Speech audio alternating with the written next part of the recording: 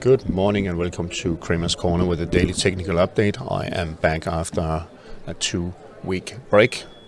It was nice in the sun, but let's get cracking. A lot of stuff that has happened on the US equities market since I've been away.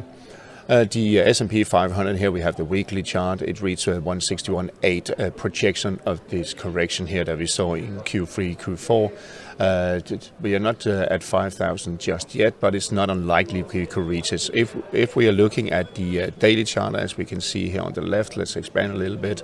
There's still divergence on the daily RSI, but it is very close to breaking higher, and there's no top and reversal pattern in place. However, with with Google or Alphabet dropping 5-6% in the aftermarket or extended trading yesterday, it will most likely be we will most likely trade a little bit lower, because I can see we are indicated 0.1% lower at the moment. Nasdaq 100. 17,600 and a change, seems to be stalling a little bit. There's divergence on the daily RSI, but we are still in an uptrend, and there's no top and reversal pattern in place just yet. But here also the daily chart, the weekly chart, we can see that RSI divergence. If we just draw very quickly a horizontal line here, we can see that, well, it hasn't really reached those levels there. So it's a little bit stressed on Nasdaq index. EuroStoxx50 reaching the 138.2 projection of this correction we saw here over December starting January. Rejected a little bit, but we are still in an uptrend. There's no top and reversal pattern. Still, there is some divergence on the RSI, so we are a little bit stressed short term on the EuroStoxx50. DAX rejected at the 17,000 yesterday here. Previous all-time high just below 17,000.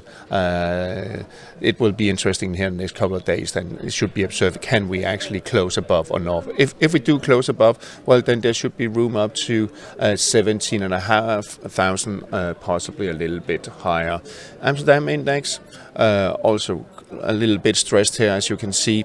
RSI just below its previous peak at 81.63. However, there's no resistance levels.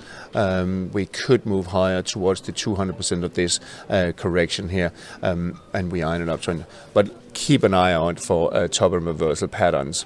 Belgian market, on the other hand, in this falling channel-like pattern here, trading around the upper part of the cloud, but the RSI is in a negative sentiment after being closing below 40, haven't broken back above 60, so that's something to keep an eye on. Will it actually break above or not? CAC 40, on the other hand, new all-time highs, 7,700, very close to that at least. Actually spiked a little bit this morning. Also, no, there's no divergence on the RSI, as we actually cancelled the divergence right there. So there should be further upside momentum, but let's see, it could be struggling a little bit. SMI, Switzerland, could be forming a top and reversal pattern with this doji here from yesterday. If we get a negative candle today, well, then we are likely to see market being weaker in coming days. The FX market has been fairly muted while I've been away. Euro dollar has been sliding a little bit lower, finding support here around 108, which is around the 786 retracement of this uptrend we saw here in December. And still a little bit above the cloud. It hasn't broken below the lower cloud powered area. Still above the 100 moving average. So basically, we are range trading with a little weaker bias currently. So I need a break lower to get any direction, but then we have some strong support here at around 107.30, and I need a break above 110 for really getting an upside momentum on euro dollar. So fairly muted at the moment. Cable range bound between 126 and 127.70, 75. That's the breakout, and then that's needed, this level that needed to be broken out, but still there's also a little bit of resistance at 128.28 for upside momentum. But I think if it does break above this range here, well, then it will also take out the 128.28. Dollar yen. Also, past a couple of weeks, it seems to be range bound and very muted trading, very narrow trading between 146.65 and 148.80. That is the breakout direction or breakout range I want to see before I will call a direction. Euro yen rejected at the 786 retracement of this downtrend you saw here in November, December. Still holding up about the 55 and the 100 moving average. So we are still in an uptrend, but it seems to be weakening. Strong support here around 158.55. That should be observed. If it does break below that or close below that, well, then you should observe this rising trend line here that could be tested in coming days. If it can actually start getting his mojo back and moving higher and take out 161.90, then we'll see higher levels. Aussie yen, also quite volatile, but without any real direction. It is also illustrated in the RSI because it didn't break above the 60, tested several times, being rejected. Now it's testing its lower rising trend line. A break below, well, it could tell us that we will see a move towards the 96, 95, 80 support area. But we have the 100 moving average coming up, so maybe it's just a little bit of short-term weakness there. Dollar yen rejected at 188.66 several times, couldn't close above, tested a couple of times.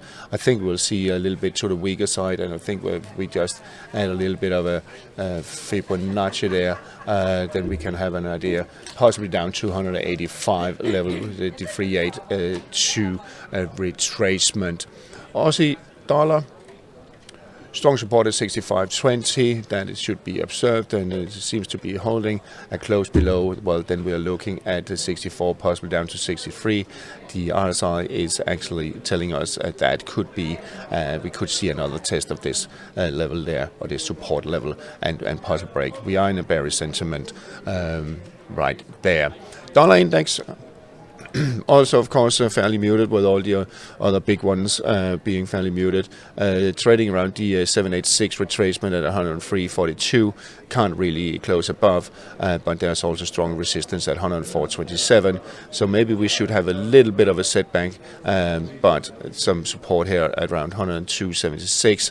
But we also have the 55. But the 55 is declining at the moment. So it's really it really is a little bit indecisive at the moment. So let's see the next couple of days. I want to see a breakout direction.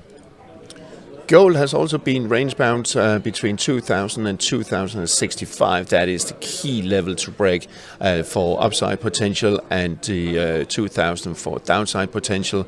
RSI still in a positive sentiment, starting maybe to break above its falling trend line here. If it can get back above 60 and close above 60 there on the RSI, well, then we are likely to see a test and possibly also a break of the 2065 resistance, key resistance for further upside. Silver bounced off its 21.88, but it can't really get its act together, and is stalling a little bit here. But it needs to get back above 24 for really further upside momentum. So I think we will see it sliding a little bit lower towards 22.5.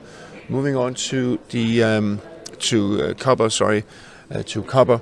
That actually bounced off 372 support area. Can it get up and test the 400? It couldn't last time. Let's see if it can this time. We are currently just around the 60 on the 60 threshold. The RSI. It did close above yesterday, so we should see a move higher here in coming days. But let's see. It has been struggling lately. WTI, after breaking this falling trend line, strong resistance at 79.77, where we also have the 100 moving average coming down. So we also have the the cloud resistance, as you can see, rejected right there on the cloud resistance. So these levels are to look out for on the WTI. Can it close above or not, or will it break back or slightly lower? What is interesting is that we have the RSI is actually in a positive sentiment. It did, there's no divergence, so we could see a move higher, but it is a little bit of a struggle. Brent rejected at the 84.75, the peak from back here in November. That is the key level to close above. It actually did close above the cloud. We have the RSI also positive sentiment above the rising trend line, but it's struggling really to follow through. We have the 100 moving average coming down there, so there's still underlying fairly a negative bias. Finally, on the US Treasuries, that twice has been rejected, or actually three times actually been rejected at the 786 retracement, just below 420, here at 418, sliding back lower again. We have the 55 moving average coming down, so we could see a move down to around the actually below 4%, I would say. That is key level to look out for, 391. If it does close below that, well, then we will have a move lower on the US 10-year Treasury. All right, that's all for today. Today I will write reports on or analysis on the European and the US indices, and also the Magnificent Seven, Tesla, Alphabet, Apple, Google, and so on. All right, that's all for today. Talk to you again tomorrow. Have a nice day and happy trading.